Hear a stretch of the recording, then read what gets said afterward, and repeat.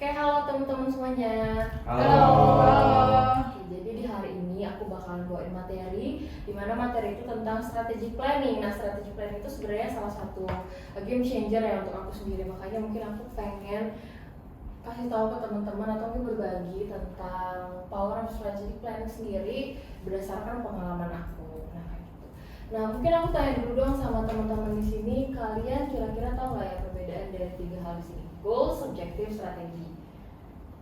Belum tahu apa tuh? Mau nyoba. Kalau goals itu kayaknya tujuan, objektif itu kayak steps-nya untuk mencapai goals, dan strategi itu cara untuk ngerjain objektifnya.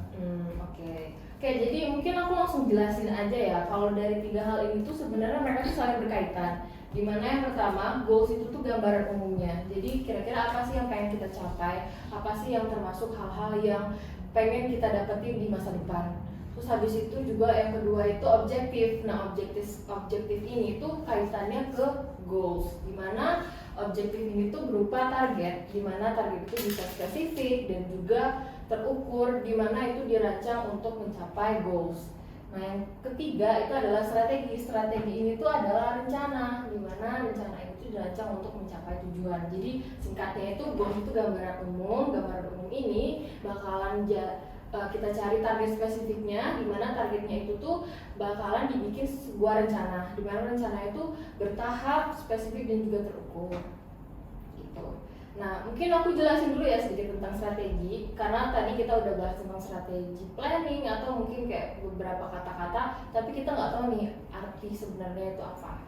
Kalau dari Kamus Besar Bahasa Indonesia sendiri itu strategi itu artinya rencana yang cermat mengenai kegiatan untuk mencapai sasaran khusus. Kalau dari Oxford Vocabulary Dictionary sendiri tuh strategi itu tentang actions of plan, atau kayak hal-hal yang kita rencanakan untuk mendapatkan long term tujuan seperti itu. Nah, mungkin ini yang pernah kalian rasain ketika kalian ingin merencanakan sesuatu. Yang pertama itu kayak terlalu sibuk, aduh aku banyak banget nih hal-hal yang perlu aku lakuin, jadinya aku nggak sempat untuk memplanning secara jangka panjang. Terus yang kedua juga overthinking, aduh kira-kira rencana ini tuh bisa berhasil nggak ya, rencana ini tuh bisa achieve nggak ya ke depannya. Terus juga kebingungan, dalam arti kebingungan ini tuh kita nggak ada temennya, kita nggak ada arahannya dari orang-orang, jadi kita tuh bingung untuk merencanakan sesuatu. Ada juga takut ini juga mungkin berhubungan sama overthinking dan juga kebingungan, karena kita nggak tahu caranya kayak gimana, karena kita takut dan lain-lainnya, jadi itu mempengaruhi. Dan juga ada daftar to-do list yang panjang. Oke, kalian udah merencanakan sesuatu nih, tapi to-do list yang kepanjangan, kalian nulis rencana-rencana itu terlalu panjang. Oh iya, A aku mau ini, B pengen ini, C pengen ini, tapi itu terlalu panjang, jadinya kalian nggak tahu nih pengen mulai dari mana. Dan terakhir itu adalah malas, kayak procrastinate. Mungkin itu adalah hal yang paling wajar ya untuk dilakuin, karena kalau misalnya kita udah sibuk terus juga takut, overthinking, jadinya malas untuk memulai gitu. Nah, sebenarnya ini tuh bisa kita hadapi dengan melakukan strategi planning atau perencanaan strategis, dimana ya sesuai nama kata-katanya perencanaan strategis. Jadi kita itu menyeimbangi atau kayak memikirkan hal-hal yang ada di sekitar kita. Kira-kira apa sih yang termasuk sama good strategi? Good strategi itu sebenarnya yang pertama kita cari dulu diagnosa dari problem tersebut. Jadi kalau misalnya nih kita pengen cari tahu, oh gimana sih caranya kita bisa mendapatkan 5 partner gitu. Kita tuh harus tahu problemnya itu apa. Kita juga harus tahu tujuannya apa. Terus habis itu kita cari tahu nih guiding policy-nya, kira-kira arahan atau policy yang bisa kita ikutin untuk mendapatkan atau menyelesaikan problem itu tuh apa. Contohnya kalau misalnya nyari partner tadi kan kita harus tahu dulu, oh ternyata kita itu ada flow-nya, ada proses-prosesnya yang harus kita hadapi dulu gitu. Makanya untuk mendapatkan 5 partner tersebut kita harus mengikuti flow tersebut. Nah, yang terakhir itu adalah coherent actions atau step-step yang sesuai dan juga terukur, dimana dari tadi kan udah tahu nih, oh iya kita pengen dapetin 5 partner. Habis itu kita juga tahu nih, oh ternyata kita harus mengikuti flow untuk dapetin partner itu. Nah, actions di sini adalah kita itu plan nih, rencanain kita tuh mau ngapain sebelum kita mendapatkan partner tersebut. Yang pertama kita market research dulu, yang kedua kita coba approach mereka, warm meeting, terus kayak cold meeting dan lain-lainnya seperti itu. Jadi emang harus tahu dulu nih actionnya seperti apa, karena kalau misalnya nggak ada actionsnya ya udah semua hal yang udah kita lakukan itu tuh nggak bakalan bisa kita jalankan. Kira-kira apa sih yang termasuk dari berstrategi? Yang pertama itu adalah omong kosong atau nonsense. Jadi kayak apapun yang kita planning ataupun apapun yang kita pengen dapetin itu sebenarnya nggak ada maknanya gitu loh, nggak ada tujuannya, nggak ada kepentingannya ke depan. Jadi sebenarnya strategi tersebut tuh jatuhnya ke omong kosong aja, karena kalau misalnya udah kita jalanin ya dia nggak berdampak apa-apa ke depannya. Terus yang kedua itu adalah gagal menghadapi tantangan. Jadi ini juga mungkin berhubungan sama takut dari menghadapi tantangan ya. Jadi kita fail to facing the failure itu sendiri gitu. Terus yang ketiga itu kita ngira tujuan kita tuh sebagai strategi. Kayak yang tadi dibilang, kalau tujuan sama strategi kan itu beda, objektif sama strategi itu beda. Makanya banyak orang-orang tuh mungkin salah kaprah di sini, karena mereka ngira oh iya kita harus achieve 5 partner, itu adalah strategi mereka. Padahal strategi itu tuh dari caranya untuk mendapati partner-partner itu sendiri. Gitu. Makanya orang banyak salah di sini. Dan terakhir itu adalah tujuan strategis yang buruk. Tujuan strategis yang buruk ini tuh termasuk juga sama mereka itu udah bikin nih tujuan strategisnya. Oh iya kita bakal approach-nya seperti ini, kita mulai approach di timeline segini, tapi itu sebenarnya in the wrong directions, dalam artian sebenarnya itu nggak berguna sama sekali, ataupun mungkin itu nggak akan berdampak banyak kepada tujuannya sendiri, makanya itu termasuk buruk. Gitu. Nah di sini ini tuh adalah strategic summary atau mungkin salah satu implementasi strategic planning yang aku lakuin di organisasiku, dimana kalau misalnya kalian lihat ini aku coba untuk implement 3 hal, goals, objektif, dan juga strategi itu sendiri. Jadi kalau untuk goalsnya itu adalah di bagian sini, dimana itu defining financial awareness dan internal control to sustainable financial performance. Nah dari goals ini aku coba untuk cari tahu tujuan-tujuannya, dimana tujuannya itu ada 3 di sini, yang ada risk and cost efficiency analysis enhancement, terus 2 ini, 3 ini. Nah dari goals dan juga objektif ini aku coba nih untuk cari strateginya. Aku coba untuk tahu kira-kira gimana sih untuk mendapatkan atau mencapai dari tujuan-tujuan yang aku udah pengen ini, biar nanti aku bisa dapetin gambaran umum yang pengen aku capai nantinya. Kayak gitu. Jadi ini mungkin gambaran simpelnya, gambaran sederhananya, dan apakah ini bisa dibilang strategi?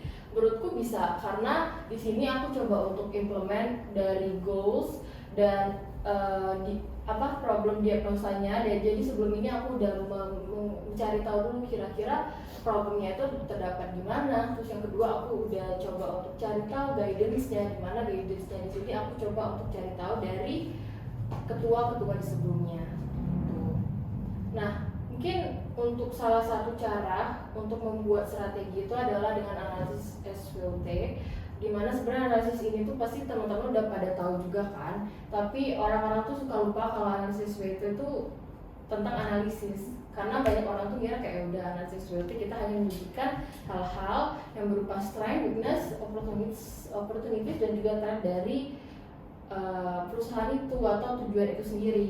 Sebenarnya yang harus ditekankan itu adalah dari analisisnya. Nah mungkin cara pertamanya itu bisa mungkin dari strength-nya dulu, cari tahu kira-kira yang working buat kalian itu apa, yang bekerja buat kalian itu apa. Misalnya kalian itu pengen balik lagi cari partner, cari tahu yang what's work the best for you. Dan itu juga berlangsung untuk weakness-nya, cari tahu kekurangannya. So try to see what's not working for you. Cari tahu kira-kira dari weakness tersebut bisa nggak untuk menutupi hal-hal yang bisa membuat rencana kalian itu bisa gagal gitu. Dan kemudian ada opportunity. Jadi opportunity ini coba untuk capitalize external factor. Jadi kan kalau misalnya di internal kalian itu mungkin udah bagus, kalian juga udah tahu yang mana yang kurang, kalian juga coba untuk manfaatkan faktor-faktor di eksternal yang sekiranya bisa ngebantuin kalian, dan juga cari tahu kira-kira yang di eksternal itu bisa menggagalkan rencana kalian apa enggak. Karena bisa jadi kalau misalnya kalian udah cari tahu eksternal yang bisa membantu kalian, tapi kalian lupa untuk cari tahu eksternal yang bisa menggagalkan kalian, biasanya rencananya bisa gagal gitu. Jadi emang 4 hal ini tuh harus dicoba untuk cari tahu bersamaan gitu. Makanya kalau misalnya teman-teman tahu dari analisis SWOT ini ada analisis strategi lebih lanjutnya kayak SO, ST, WO, dan WT. Nah, berikutnya mungkin untuk tambahan juga teman-teman bisa untuk berpikir sebagai strategis. Yang pertama itu adalah do a complete analysis. Jadi kalau misalnya kalau ada analisis satu hal, itu jangan stuck di situ aja. Kalau misalnya kalau udah dapat kata-kata dari orang atau dari expert, jangan stop di situ aja. Emang harus cari complete analysis dari hal tersebut. Terus yang kedua, questions your own judgment. Jadi cari tahu kira-kira judgment kalian ataupun hipotesis kalian itu udah benar atau belum. Jadi questioning aja. Kalau misalnya emang udah benar, kenapa? Kalau enggak, kenapa? Terus yang ketiga adalah coba untuk record judgmentsnya atau dicatat judgementnya atau hipotesisnya, biar kalian tahu nih, kalian bisa look back, oh ternyata hipotesis aku tuh benar, ternyata hipotesis aku tuh salah. Jadi kalau misalnya hipotesis yang pertama itu udah kalian ubah, kalian bisa balik lagi ke hipotesis kedua kalian. Dan yang terakhir itu adalah think about why it is done. Jadi jangan lupa untuk berpikir kalau misalnya strategi-strategi itu tuh fokusnya juga untuk bagaimana. Jadi kalian harus pikirin juga bagaimana strategi itu bisa bekerja, bagaimana tujuan itu tuh bisa bekerja gitu. Nah, mungkin dari 4 hal ini tuh juga bisa membantu kalian untuk membuat sebuah strategi, dan harapan itu strateginya itu juga bisa kalian masukkan eksternal faktor kayak dari lingkungan kalian, terus dari orang-orang di sekitar kalian, dan jangan fokus ke dalam your own thinking gitu.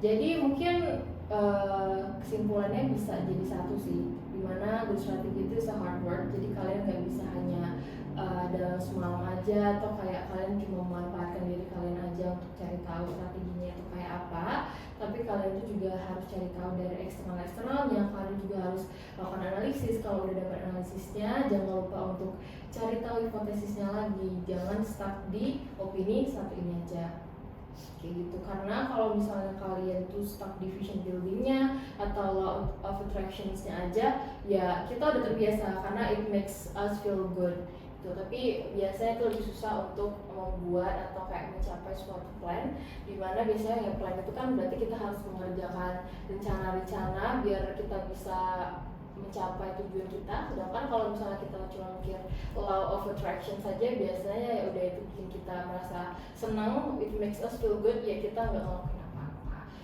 gitu. Oke, mungkin dari presentasiku sampai situ aja. Kalau misalnya teman-teman ada pertanyaan, boleh banget ditanya.